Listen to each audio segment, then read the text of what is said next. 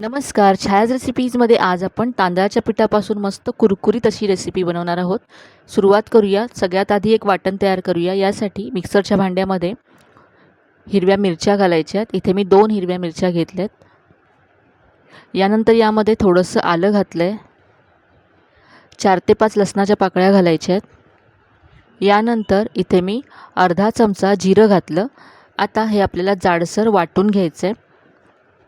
तर इथे हे मी वाटण जाडसर वाटून घेतलं आहे.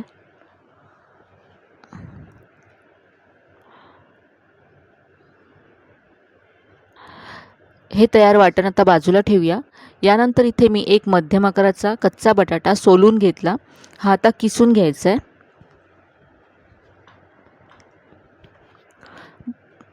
पूर्ण बटाटा इथे मी किसून घेतला.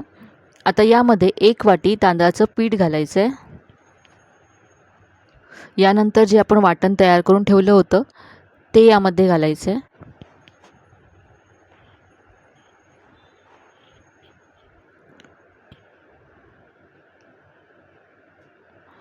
तर इथे सगळं वाटण यामध्ये मी घातलं. यानंतर यामध्ये बारीक चिरलेला कांदा घालायचा आहे. यानंतर इथे मी 1 चमचा कसुरी मेथी घेतले. तर कसुरी मेथीचा स्वाद खूप मस्त येतो इथे, यामुळे नक्की घाला.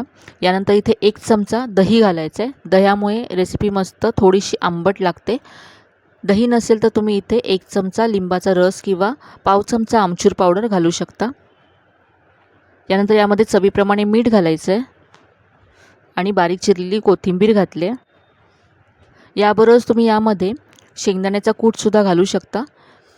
शेंगदाण्याचा कूट नसेल तर जेव्हा आपण वाटण केलं त्यावेळेस 1 चमचा भाजलेले शेंगदाणे घातले आणि वाटणाबरोबर ते सुद्धा वाटून घेतले तरी चालेल.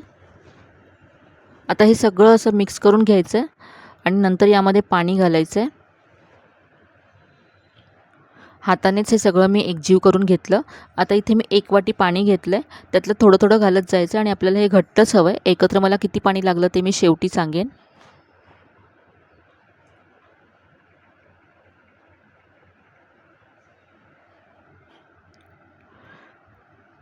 तर असं हे तयार करून घेतलं आहे.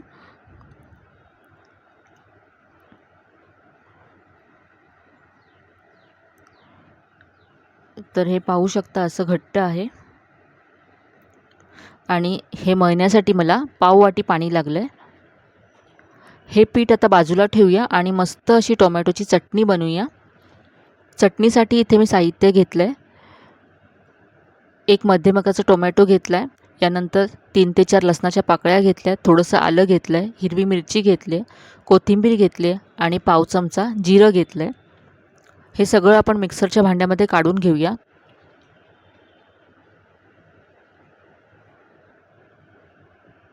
यानंतर यामध्ये 1 चमचा लिंबाचा रस घातला आणि चवीप्रमाणे मीठ घातलं आणि थोडंसं पाणी घालून ही चटणी वाटून घेतली. चटणी तयार आहे. आता जे पीठ आपण बाजूला ठेवलं होतं त्यामध्ये चिमूटभर बेकिंग सोडा घालायचा आहे आणि मिक्स करून घ्यायचं आहे. सोडा ऑप्शनल आहे, पण सोड्यामुळे आपण जे पकोडे बनवणार आहोत ते छान हलके फुलके आणि जाळीदार होतील आतपर्यंत. सोडा मिक्स करून घेतला.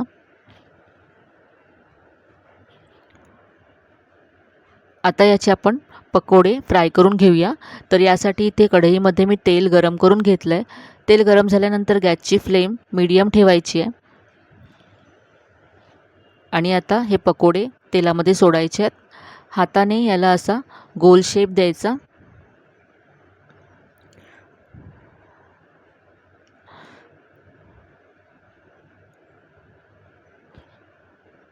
पीठ जर व्यवस्थित असेल तर आपल्याला असं हे गोल याला शेप देता येतो.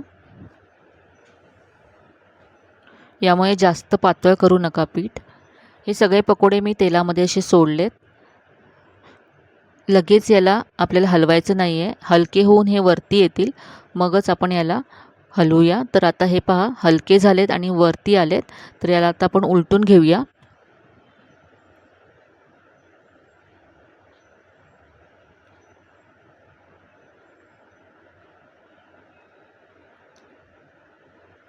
मीडियम फ्लेमवरती हे पकोडे फ्राय करायचे, म्हणजे आतपर्यंत ते छान फ्राय होतात.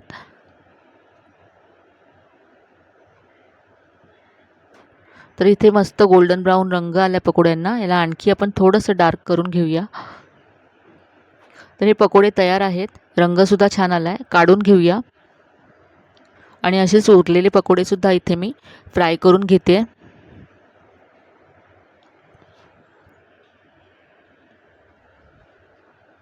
इथे हे पकोडे मी चटणीबरोबर सर्व केलेत. आपण जी टोमॅटोची चटणी बनवली ती या पकोड्यांबरोबर खूपच मस्त लागते.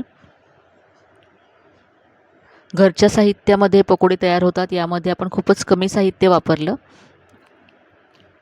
तांदळाच्या पिठामुळे मस्त कुरकुरीत होतात. तर हे अगदी झटपट होणारे आपले तांदळाच्या पिठाचे पकोडे तयार आहेत. इथे मी एक पकोडा तुम्हाला तोडून दाखवते. तर वरून मस्त क्रिस्पी आहेत आणि आतून सॉफ्ट होतात. आणि आपण जी चटणी बनवली त्याबरोबर हे पकोडे तुम्ही एकदा नक्की बनवून पहा. आजची ही कमी साहित्यामध्ये झटपट होणारी कुरकुरीत रेसिपी तुम्हाला कशी वाटली कमेंटमध्ये नक्की कळवा. रेसिपी जर आवडली असेल तर व्हिडिओला जास्तीत जास्त लाईक करा, शेअर करा. चॅनलवर नवीन असाल तर चॅनलला सबस्क्राईब करायला विसरू नका. चला तर मग पुन्हा भेटूया अशा छान छान आणि नवीन नवीन रेसिपीसह. तोपर्यंत धन्यवाद.